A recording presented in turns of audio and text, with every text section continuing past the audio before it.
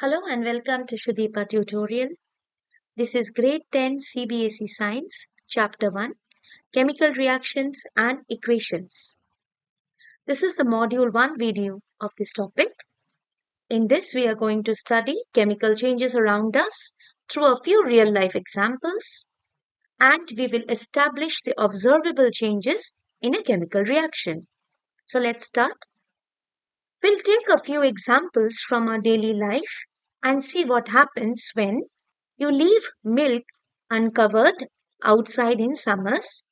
What happens is milk curdles, it becomes sour, it smells, it becomes unfit for consumption. Let's see another second example. You take iron vessels and expose them to the humid atmosphere. What you observe after a certain amount of time, it rusts. Let's see a third example. You keep grapes inside containers. What is observed is fermentation taking place in grapes. Definitely, this is very lucrative from the business point of view, but this is again a change that happens in the grapes. Vegetables chopped and kept in the wok for cooking. What we get is the finished product, that is edible food. Now let's discuss some physiological examples. Intake of food. What happens inside your body is the process of digestion, and you have already studied that it is a complex process. Now let's see a combination of two things. On the left hand side, you can see the exchange of gases, which is called as breathing. But internally, it is a complex process which leads to the production of energy, that is respiration. So we have discussed a few examples, and what we can conclude from the above examples are that there are a number of situations in which we see permanent changes happening or temporary changes happening around us. When changes are temporary and you can get back the original substances, they are physical changes. But when changes are permanent and you cannot get back the original substances, they are called as chemical changes. And in this topic, we are going to see what are chemical changes, what are chemical reactions that take place, and how we can express those chemical reactions in the form of chemical equation and balanced chemical equations. So let's start with the first activity 1.1. In this, as you can observe in the picture, there is a Bunsen burner and a magnesium ribbon is heated. And what you see is some magnesium oxide collected.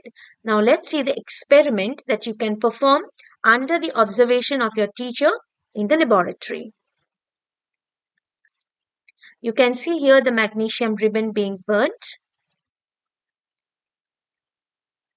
What you observe is a dazzling white flame, and you also observe the formation of powdery white residue, magnesium oxide, after the ribbon is burnt.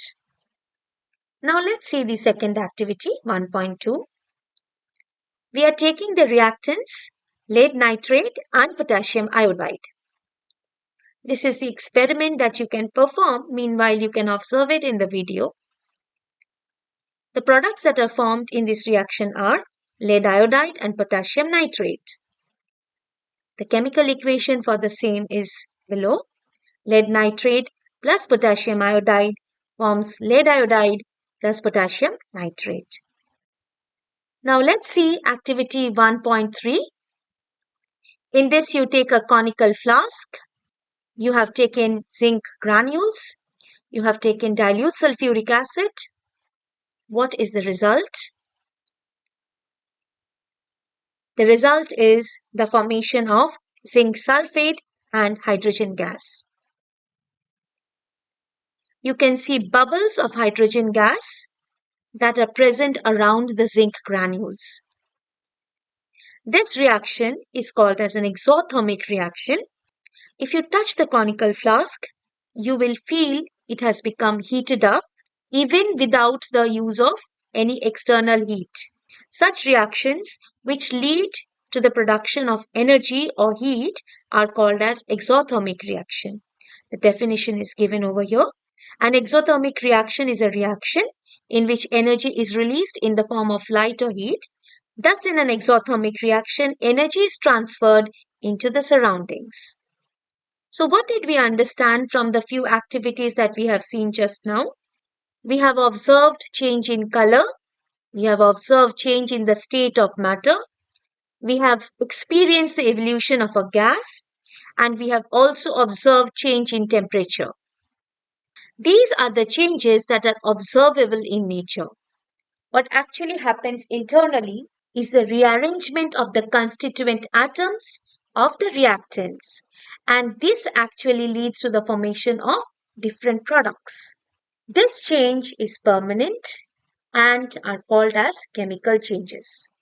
Now, when you want to express a chemical change in science, you have to use a chemical equation. And what is a chemical equation? You have already studied about this. Let's recollect. A chemical equation is a symbolic representation of a chemical reaction in the form of symbols and chemical formula. So when magnesium reacts with oxygen, it forms magnesium oxide. Now, if you consider magnesium and oxygen on the left hand side, these are called as the reactants, while magnesium oxide is called as the product. Now, if you consider the number of atoms of magnesium and oxygen in the reactants and the products, you may feel they are not the same. In the reactants, there are 2 atoms of oxygen, while in the product, magnesium oxide, there is only 1 atom. That means this equation is not balanced, and such equations are called as skeletal equation, in which the number of atoms on the left hand side, that is the reactants and the products, are not equal. This is all for this module. Coming up next will be the steps of balancing a chemical equation. For more videos and assessment, like, share and subscribe to Shrudipa Tutorial. Thanks for watching.